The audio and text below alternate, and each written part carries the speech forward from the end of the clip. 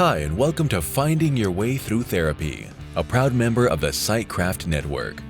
The goal of this podcast is to demystify therapy, what can happen in therapy, and the wide array of conversations you can have in and about therapy. Through personal experiences, guests will talk about therapy, their experiences with it, and how psychology and therapy are present in many places in their lives, with lots of authenticity and a touch of humor. Here is your host, Steve Bisson. Vous êtes là. Oh, there you are. Welcome to episode 193. If you haven't listened to episode 192, is with Jessica Jameson. We talked about movement as well as nutrition instead of fitness and exercise. So go back and listen to it. We talked about food trauma too, which was really good. But episode 193 is going to be with Lisa Manca with special guest co-host, a good friend. Obviously, you've heard her before on the show, Courtney Romanowski. Happy to have her back. I'm not going to go too long, but yeah, always happy to have Courtney. Courtney's coming on because Lisa Manca is a dance movement therapist and uses other mental health techniques. She works with super smart professionals who feel numb after pain and tragedy to reconnect with their bodies and release the pain and feel good again. She also explores the feelings and emotions about wanting to run away or finding distraction in order not to address them. I think we're going to have a great interview. Obviously, Courtney will be there, which is always cool for me. So here's the interview.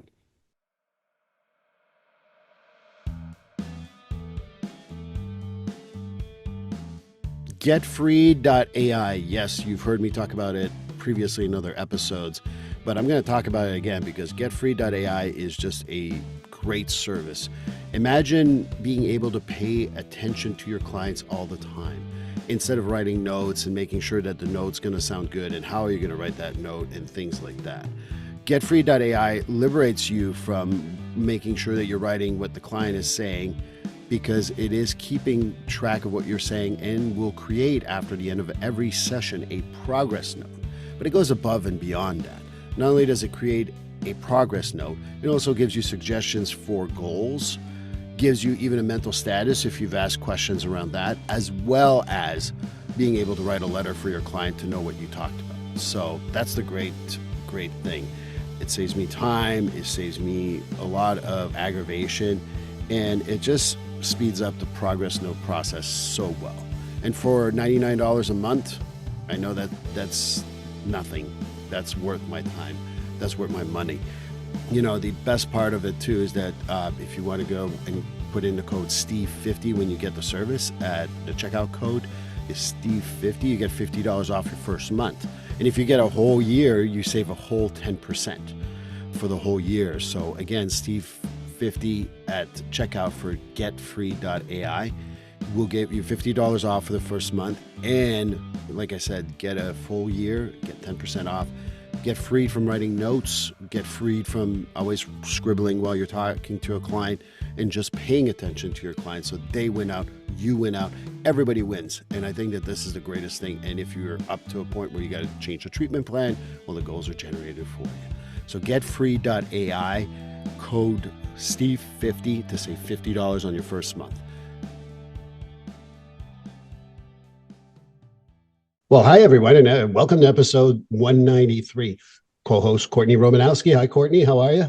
Hello. So happy to have her back. She didn't want to do this episode alone. She wanted me here because Lisa is so intimidating. Lisa Manca, just like Willy Wonka, as I was just told, is here. We met through Facebook, and I thought Courtney would be perfect with the stuff that we were going to talk about. We're going to talk about movement, and which is very important. And I know Courtney has talked about this on the podcast before. So Lisa, welcome to Finding Your Way. Hi. Well, thank you for having me today. Appreciate it. It's our pleasure. I mean, you ran from a yoga class to be here, so we really appreciate it. You know, that's what I came from, a yoga class called a session. But anyway. It was yoga for someone else, huh? I was contorting my sentences, so that's how I see it. Maybe that's Pilates. Maybe I'm getting it all wrong. But, you know, I got to know you a little bit before the interview. We looked at your website and everything else. But, hey, I would know more about you. My audience doesn't know about you. So tell us about yourself. Yeah. So like Courtney, I did dance therapy. I'm a board certified dance therapist and licensed professional clinical counselor. out here in San Francisco. And I've been working, I don't even want to say how long I've been working in the field, but it's almost 20 years now. And I really enjoy using movement to help us heal psychologically.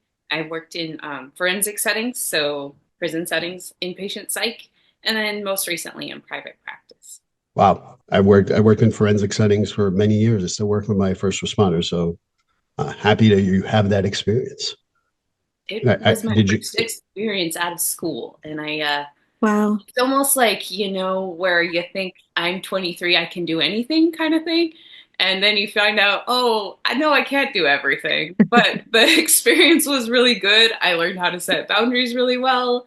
I learned a lot as a first experience. I just think that, I wouldn't go back in terms of it's a lot. It takes a lot out of you to work in those settings. And I appreciate the people that are able to make a career out of it. Who did you work with in those settings? The So I incarcerated? actually, I actually worked in inpatient psych. Here in California, at the time they had a psychiatric hospital on prison grounds, and it was inpatient psych. It was intermediate psychiatric care, and then we had another one in a different prison that was, it was the more acute care. So Mhm. one prison had the acute psych hospital, and then another one had the intermediate psych.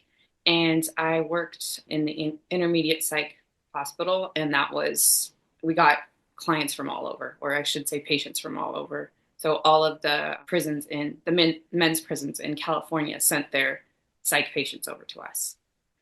And did you, and I know we'll get into this a little bit more as we are talking, but did you do dance movement therapy with them? I did. Wow. I did. And it was quite an experience. Like, as a therapist, right? If you get people to trust you, I don't want to say they'll do anything, but you can lead them to a lot of different places. And I was really appreciative of how those men allowed me to enter their world, and also to kind of followed me into, okay, we're going to do some movement. This is strange. This is not what we normally do in a prison setting, and I'm going to do it anyways. And Mhm. that was really great. And those men were so creative and so smart. And the system was what wore me down, as it wears down everyone. But the actual patients were really wonderful. Yeah, wow. Yeah, what a getting thrown right into the professional world right out of school. Right. Didn't know better, right? Oh, I can do it. Right. That was one of my first jobs too, actually, in the county jail out here. So Wow. when I got my master's, they're like, "Great, you can do all the evals for suicide watches." It was great. Cool. That's not heavy at all. No, it's not. It's pretty easy stuff. But Yeah. I remember people say, "Why didn't you like working in jails?" I said, actually, the inmates weren't that bad. What was really bad is working with the administration.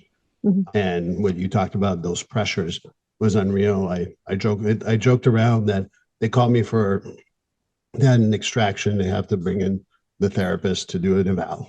Sorry if I'm taking over for a second, but I thought you'd enjoy No, the story. no, it's good to hear Uh, fellow therapists that have had the experience. Yeah. So they call me up. They go, "Come on in quickly. We need the evaluation." Okay. So I get to the second door. They make me wait and wait. And then the guy who's doing and again, nothing against janitors, literally the janitor who's not an inmate, it's an employee of the state, comes in. He says, "I got to come in." They let him in, but not me. Like, you got to wait. So I always told people, like, mental health was right below the bucket of slush in that jail. Yeah, sure. Wow. So I think that it's hard because a lot of and we can get on systems, I can go on systems forever, but a lot of our mental health care, even on the county level, right, has shifted towards, oh, we're going to throw a charge at this person, and then they're going to get the care in the jails or in the prison systems. So consequently, as you may know, the jails and the prisons are doing services they were never set up to do, right? And then it's just such a juxtaposition. And maybe it feels like a little bit oxymoronic, where you're trying to help people heal. And then once they heal, you send them back out to the environment where they got sick. And that was really tough for me. It's like, okay, we got you stabilized. Now we're going to throw you back to the prison where you were before, that you were kind of unstable. And it was really tough. That part of it was really, Mhm. really hard. for the community, which is also unstable, which caused you to be here in the first place. Right, right. So that's always like heartbreaking, because it was like, I never worried about them, like, in private practice, there's constantly the thing of like, okay, is this person stable enough? It's on me as a mental health provider to make sure that they're stable in the community, that they don't need a higher level of care. I never worried. These guys had the highest level of care. Like, it was the most inpatient of inpatient psych. But on the other hand, it was like they were being released into environments that made them sick. I want to know a little bit more because, Yeah, please. for some people don't know about dance therapy, but you bringing up dance therapy in jail, that must have also helped with some of the psychological trauma some of these people unfortunately go through.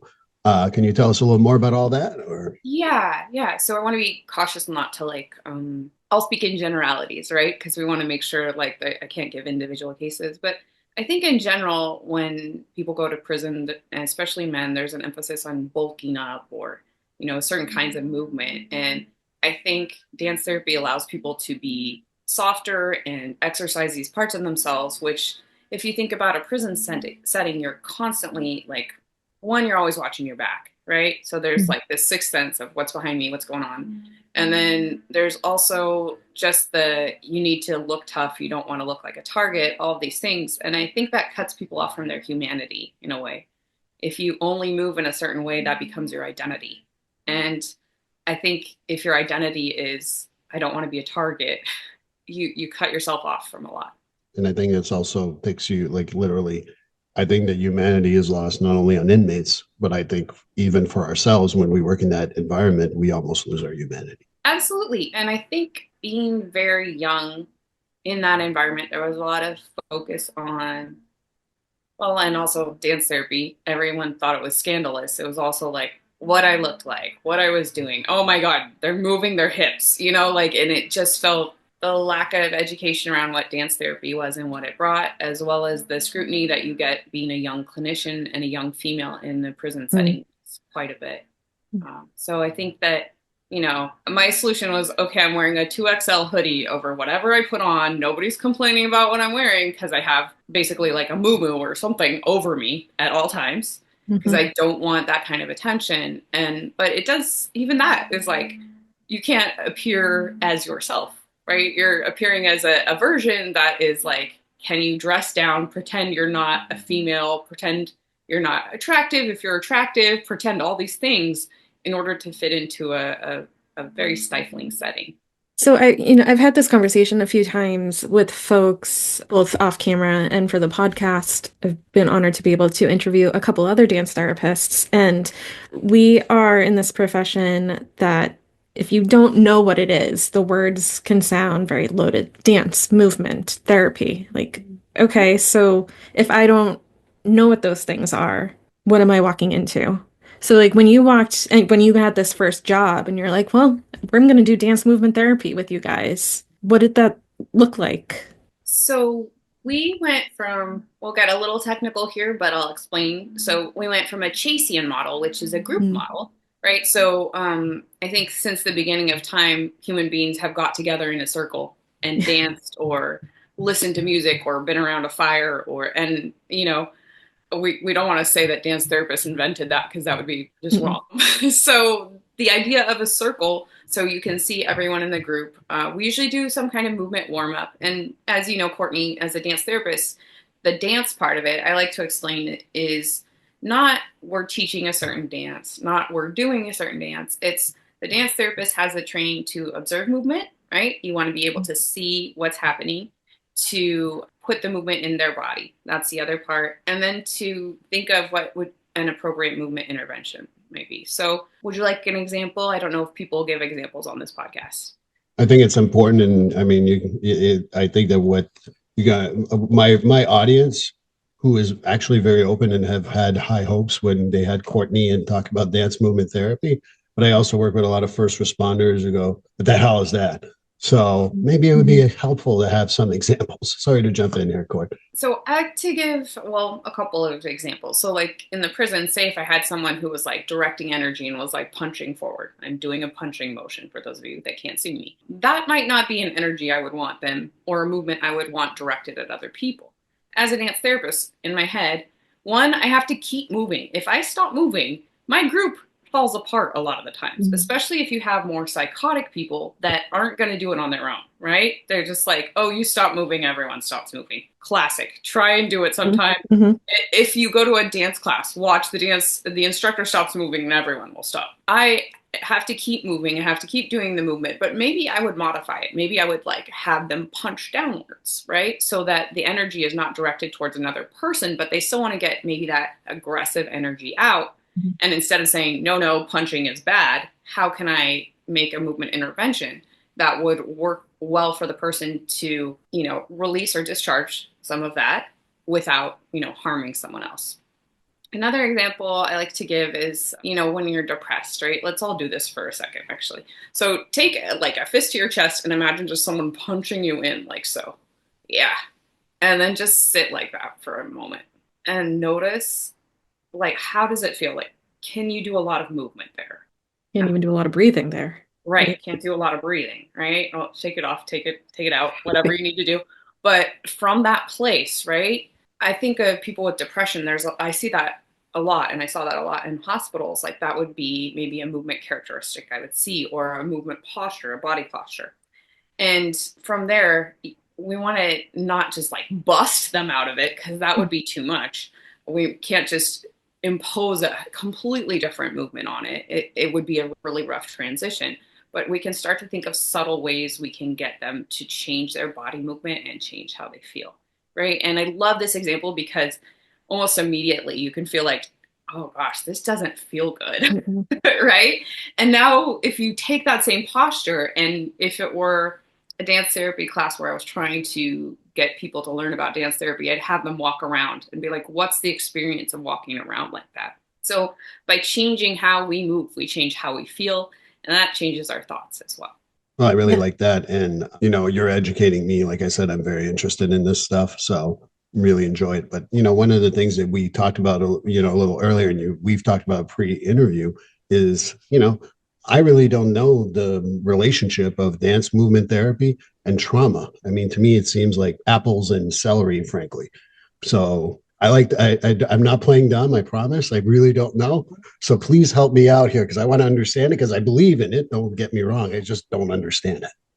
Right. So there's been a lot more research over the years. I think what dance therapists have known all along is that the body keeps kind of records of what has happened to us throughout life, whether it's physical or psychological, right? I actually did my thesis on the body image of rape survivors. And I was very curious as to, if I'm having you move your body, does that elicit the feelings or the trauma, or what happens, right? And for the most part, that was not the case. It was like, okay, when I'm moving like this, it just reminds me of an exercise class, right? So the generic dance movement therapy warm-up did not get into the trauma, but you could find the specific trigger, like body trigger, if the person was able to tell you or let you know when their body started to respond in a certain way. It might have been a phrase that somebody said when an assault happened. It could have been a certain type of pressure or contact that could cause that. So the body keeps that memory of the assault that happened. And by working with the body, we can release it a lot better than the verbal, like talking, right? And then a couple of resources. So there's a book called The Body Remembers by Babette Rothschild. That's a great book. That's a resource. And then Bessel van der Kolk's book, The Body Keeps the Score, which has gained popularity over the past 10 years, I would say, or past 8 years. And those talk about like the underpinnings, the neurobiological, all those underpinnings of why dance therapy is effective. And I think it's good to notice that, like, all right, our hippocampus, that part of the brain that lays down when this thing happened, kind of goes offline when there's a ton of cortisol. So in that case, and I'm not huge on neuroanatomy, so forgive me if I don't get it exactly right. You're not able to tell if something is happening in the past or happening right now. So that's accounts for your PTSD and people getting flooded when they hear a certain noise or a certain sensation happens. And that, I think, using the body to lay more context or to find a feeling of safety is where dance therapy really excels. And again, it's not dance per se. It's more pedestrian body movement, walking Hmm. around.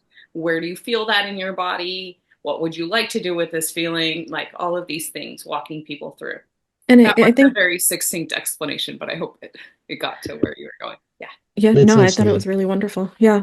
And now, of course, I forgot where I was going. Oh, I think too, you were, talking earlier about the role as the dance movement therapist. A lot of our quote unquote job is to witness, right? And to, feel in our bodies. This is at least my interpretation of what I do, feel in my body what I'm witnessing, so that if the patient, the client, the person maybe doesn't recognize it yet, that I can somehow, this is what I'm feeling in my body when I see you sitting back, slumped over. I don't know, just kind of like Yes. So we're making that using connection our for them. body. Yeah. We're using our body as a source of information, right? As a Right. therapist. And it depends how finely tuned you get. Like, I have gotten to the point, less so over online stuff, but sometimes people would walk in and I would be like, I am angry. And I'm like, I wasn't angry 2 minutes ago. Hmm. And Hmm. then, like, I don't know if as a therapist you've ever had this happen. You're like, I'm angry. What's happening?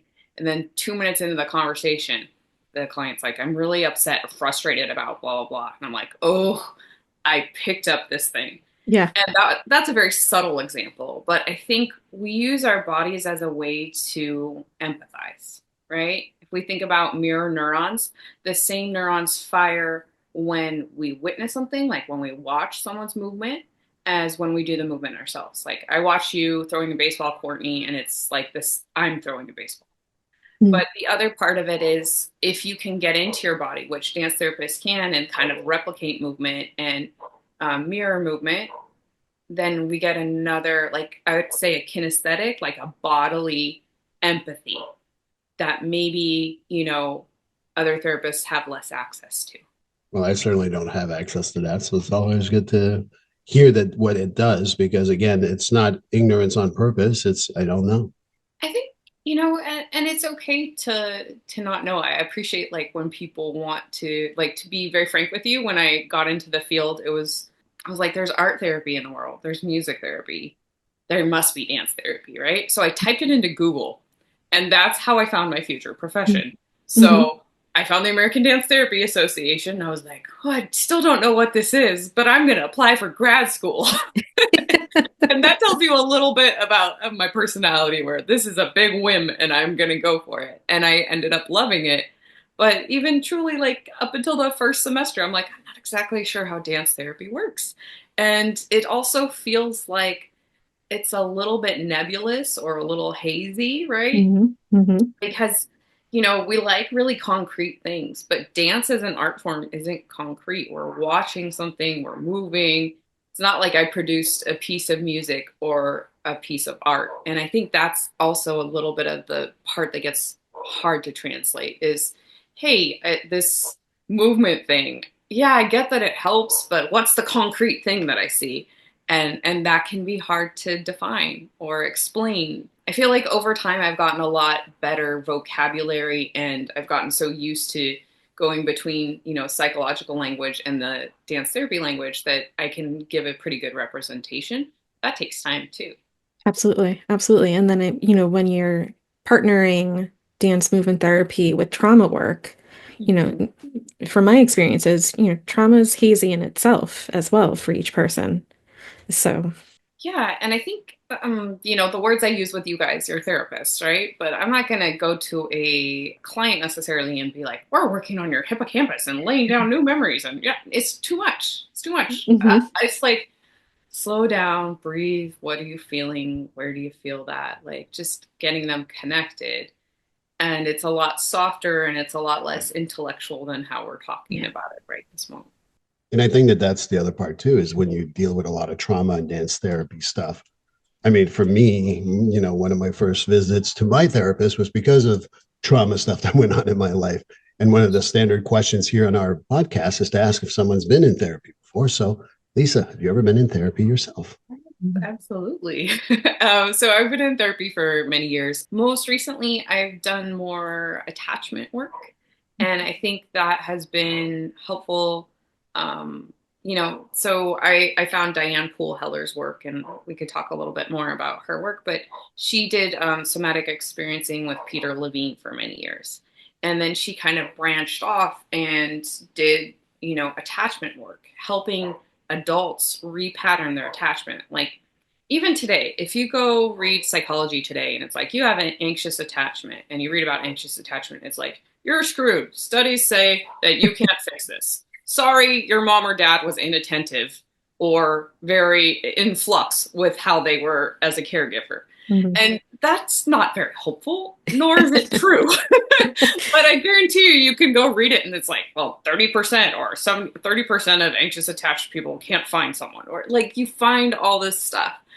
But Diane's work is really hopeful, and it talks a lot about how you can move towards secure attachment.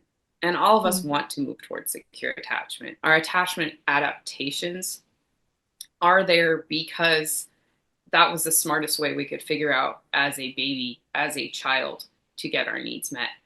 And once we feel secure, we will not need, and not secure, completely secure, but when we move towards secure, we will not need those same adaptations, those same behaviors that you see that we thought, hey, this worked in the past when I was really little. I need to keep doing this in order to get the attention.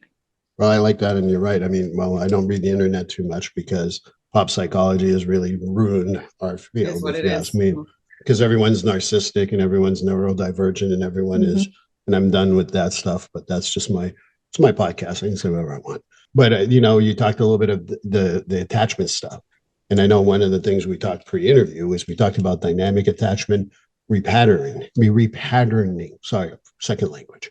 Can you tell me more about that? Because I don't even know what that is, frankly. Yeah, so that's Diane Poole Heller's system for working with adult attachment, right? So say somebody comes to you and they're like, I'm having so much trouble in dating. I get really anxious. I can't tell, like, I just want this person to like me so badly, but I don't know how I feel. When another person enters the picture, I get really fixated on them, right? That sounds like someone with an anxious attachment style. And it might even be, I'm still using pretty psych terms, so it might even be more like, I can never get a relationship that feels like it's working, or I go on all these dates, what am I doing wrong? And if we can kind of look at those things and how to help this person feel. So with anxious attachment, the work is going to be to keep a sense of yourself. Again, via bodily sensations, being engaged in the body when there are other people present. Somebody with more avoidant attachment, it might be like, hey, you actually might need people. You can't just be over here your lone wolf self and try and date. That doesn't work, right?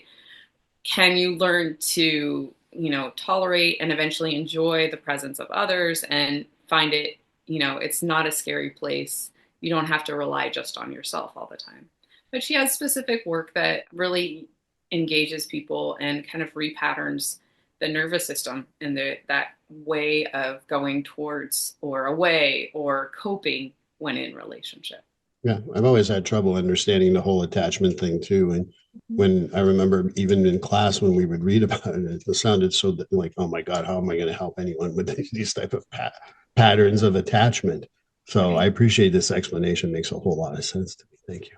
Well, everyone has an attachment adaptation, right? And we all have pockets Not of each me. one. Not you? Not you? Steve is special. Okay. That's what my mom says anyway. You're the exception that proves Yes. the rule. Got it. So, and we all have pockets, right? If somebody gets in a relationship where the other person is super anxious, they might end up being the avoidant one. And they're like, wait, I never play this role, And we all have pockets, and we have pockets of secure. And sometimes it's easier for people to find secure attachment in friendship, or even, like helping someone feel bodily what a secure attachment feels like. That's such powerful work, right? Even if it's like my dog, I feel securely attached to my dog. And somebody might be skeptical, but it's like, no, you can bring up those feelings. And then once you know what that is in your body, you can look for it in other places. And at least you have the tools to recognize it. But I agree, like they would say things like when you're in school, right?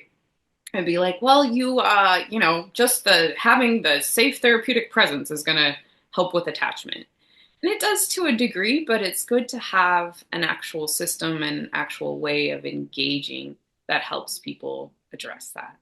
So interesting. Yeah, I mean, all I can think of is when I talk about attachment with my clients, and I'm not, again, you talk about neuropsychology and everything else.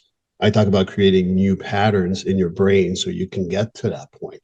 And yes, it takes time and it's messy and all that, because the hardest part about attachment and getting used to it is to know that if you want it to happen overnight, I always tell people I'm not your guy, so I can't do it. You want some work and you want to do it, and it's going to be hard, then do it. And that's how your neural pathways start changing, because we have neuroplasticity.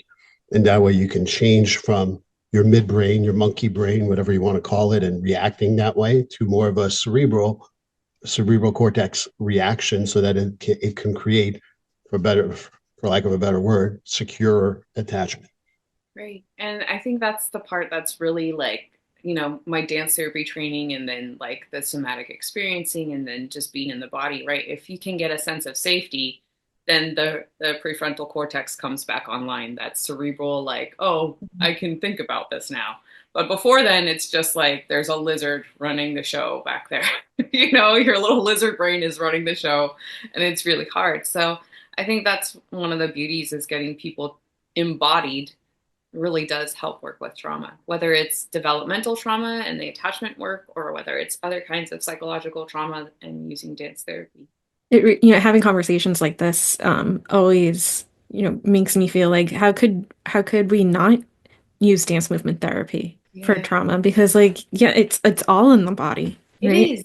And I think what's, how we talked about a little bit earlier about how, movement, right? As therapists, we have our own tools. As dance therapists, our felt sense, like, oh, when I did what this client did, this is what I felt, and I'm going to give that and reflect it back to them.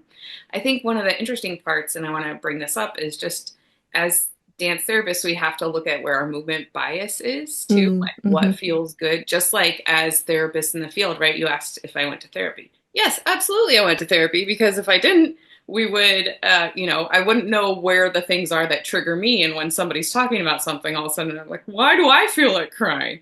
Nobody wants to be bombarded with that. And I think there's some really great work. I think it's Ebony Mitchell has done some work. I might be wrong on the name, about dance therapist movement bias. And they've created a group called Black Magic. And especially with, being Black History Month, and also like with current political climate, I think it's good to highlight, BIPOC work, or especially in our field. And just if I may, and to make it really simple, right? So say I, as a white woman, have only done ballet, jazz, and tap all my life. And then I'm like, I'm going to go into this place with a different ethnicity and different cultural background. And oh my God, they're moving their hips. Salsa feels very sexual to me. Oh my God, right? So there's something where we have to acknowledge our own bias towards, oh, this is how when I observe this kind of movement, this is how I interpret it. That's my bias. And also in my body, I like to move a certain way. And when my client does this movement, I want to move away from it. Not because there's anything wrong with what my client's movement is, but I have a preference for something else. So I think it's just important to mention that, like, yeah, how could we not be using dance movement therapy? And also there's some little blind spots here and there that as a profession we're working on, and hopefully are thoughtful about, like, okay, I've never moved in this kind of way. Can I get curious? And maybe part of us as dance therapists, not just getting dance therapy or getting therapy, is going out and taking a dance class that makes us move differently, that enriches our movement repertoire, so that whoever comes in, you're not like, I've never tried to move like that. Oh, this is awkward. And then you get lost in your own awkwardness and aren't present with the client. Does that make sense? Makes a lot of sense. Steve, do you get that? I got it. I mean, Yay. You talked about earlier what, like you said, I stay curious around these things because the white male bias doesn't need to always be there. And certainly getting to know and be curious and learning stuff. And yes, you talked about political climate and all that. I think that once in a while, as we're three Caucasian people here. We need to be able to challenge our thought process and be able to look at things differently because we don't have all the answers. And unfortunately, for the longest time, that's how it was perceived. So, Right. And we have a great deal of power as therapists. Like, we don't talk about it explicitly as much, but that's why all the rules are in place. That's why the confidentiality is in place. That's why, like, the very obvious rule, but like people obviously weren't doing it, like, don't sleep with your clients, don't be friends with your clients, because it muddies things up, right? That's why these things are in place, because we do have a great deal of power, and knowing how we wield that power, especially if we're of a different skin color or, you know, a different gender, then our clients is really important to know. I think it's all important stuff. And I mean, like when you said Peter Levine, and I know him and I've seen him speak, and he's quite interesting person. So when you talk about the body remembers, I can't remember the author that you mentioned. So Babette Rothschild, and then the body keeps the score is Bessel van der. Vessel, yeah, I meant Vessel too, and that's not appropriate for this podcast for me to talk about my experience with him. But he wrote an excellent book. I'll say that. Yeah, isn't that kind of how we have to look at some of these things with nuance, right? This person wrote an excellent book. I've had XYZ experience, and that I have to like leave this out of it, and I think it's good to be willing to not say this person is either good or bad. We can take the book, and the other parts maybe we need to leave because we have feelings about them, or how they presented themselves wasn't what we're in alignment with, right? Oh, I wanted to correct myself. I think I talked about the dance therapist movement bias. It's actually Ebony Nichols. I want to make sure I get her name right, because I don't want to screw that up. But yeah, I was searching for the name in my I was like, brain. I put Mitchell, but that's not correct, and I want to make sure I got the right name, especially for her. So thank you, Lisa. Well, I was really frustrated. Thank you very much for fixing it. Yeah, I know you probably knew all the dance therapist names, so I secretly do. I secretly do. Secretly looked them up on the side. Got your Google out.